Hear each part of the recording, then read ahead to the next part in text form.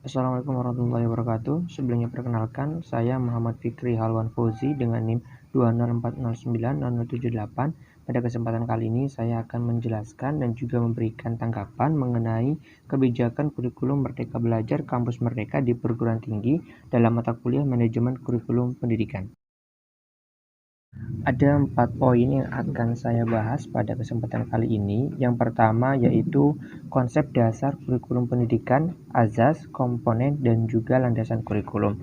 Kemudian yang kedua yaitu program kurikulum Merdeka Belajar Kampus Merdeka di perguruan tinggi tahun 2020. Yang ketiga, tanggapan saudara program kurikulum Merdeka Belajar Kampus Merdeka atau tanggapan dari saya mengenai kebijakan dari Merdeka Belajar ataupun Kampus Merdeka. Kemudian yang keempat yaitu respon perguruan tinggi secara nasional berdasar ilmiah meliputi perencanaan pelaksanaan, implementasi, evaluasi program kurikulum Merdeka Belajar Kampus Merdeka yang ada di perguruan tinggi. Pembahasan yang pertama mengenai konsep dasar kurikulum pendidikan. Seperti apa sih konsep dasar dari kurikulum itu? Jadi kurikulum merupakan salah satu bagian penting terjadinya suatu proses pendidikan. Karena suatu pendidikan tanpa adanya kurikulum akan kelihatan amburadul dan tidak teratur. Kurikulum merupakan salah satu alat untuk mencapai tujuan pendidikan dan sekaligus digunakan sebagai pedoman dalam pelaksanaan proses belajar mengajar pada berbagai jenis dan tingkat pendidikan. Kurikulum menjadi dasar dan cermin falsafah hidup suatu bangsa.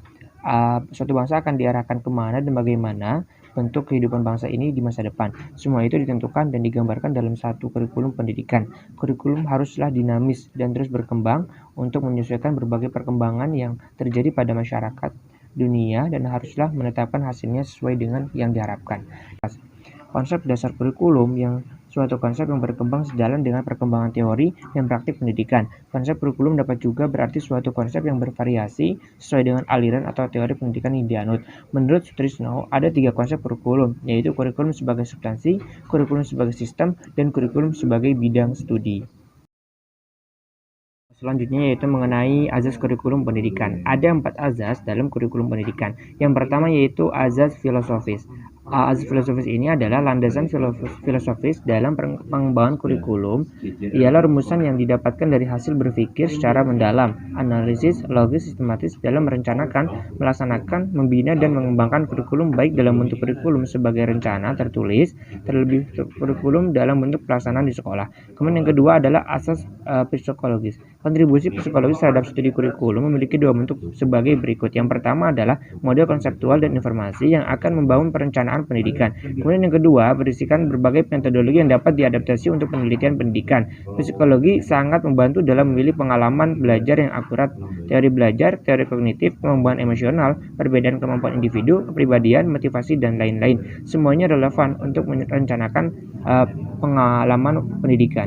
Kemudian yang ketiga adalah asas organisatoris.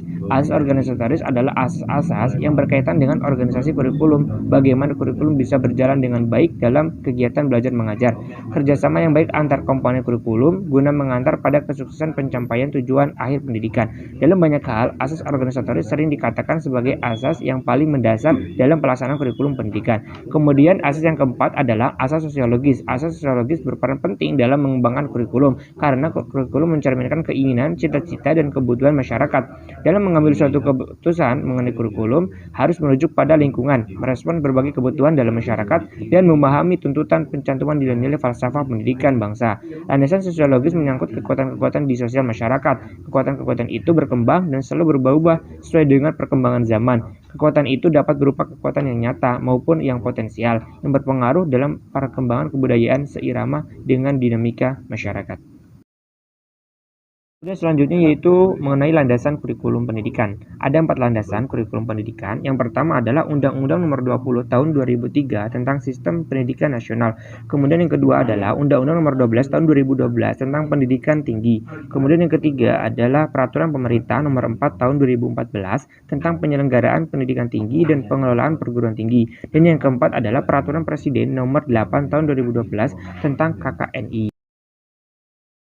Pembahasan selanjutnya mengenai program kurikulum Merdeka Belajar Kampus Merdeka di perguruan tinggi tahun 2020. Ada 4 kebijakan yang diambil oleh pemerintah dalam kurikulum Merdeka Belajar Kampus Merdeka ini. Yang pertama adalah otonomi pembukaan program studi baru. Artinya apa? Artinya setiap perguruan tinggi baik negeri maupun swasta itu diperbolehkan untuk membuka program studi yang baru. Kemudian yang kedua adalah proses reakreditasi dilakukan secara otomatis dan sukarela. Kemudian yang ketiga, kebijakan diambil oleh pemerintah adalah syarat menjadi PTN BH dipermudah.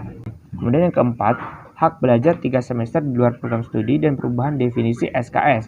Mahasiswa diberikan kebebasan untuk mengambil ataupun tidak SKS, satuan kredit semester, di luar kampusnya sebanyak 2 semester atau setara dengan 40 SKS. Ditambah, mahasiswa juga dapat mengambil SKS di prodi lain di dalam kampusnya sebanyak 1 semester dalam total semester yang harus ditempuh. Namun, ini tidak berlaku untuk program studi kesehatan.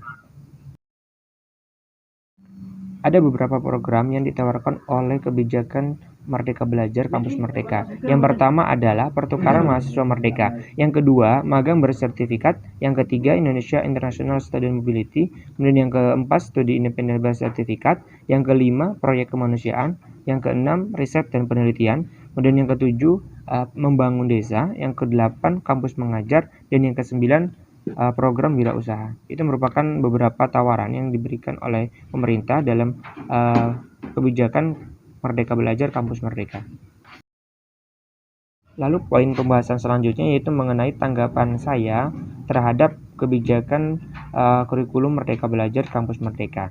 Adanya program Merdeka Belajar Kampus Merdeka ini tentu sangat menguntungkan, antara lain peningkatan kompetensi, pengalaman baru atau new experience, dan yang sesuai dengan kebutuhan. Dari sisi jumlah distribusi mata kuliah yang dipilih jauh lebih simpel, karena boleh mengambil mata kuliah tertentu dan tidak lagi dikuliahkan karena sudah berganti terorganisasi dengan kegiatan Merdeka Belajar ataupun Kampus Merdeka.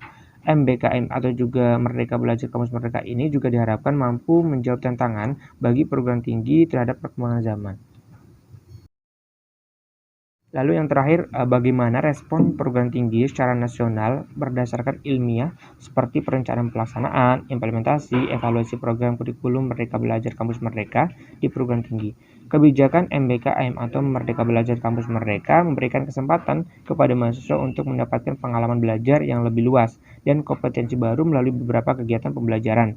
Selain itu, mahasiswa juga diberikan kebebasan untuk mengikuti kegiatan belajar di luar program studinya di dalam perguruan tinggi yang sama dengan bobot SKS tertentu. Semua kegiatan tersebut dapat dilakukan oleh mahasiswa dengan bimbingan dosen.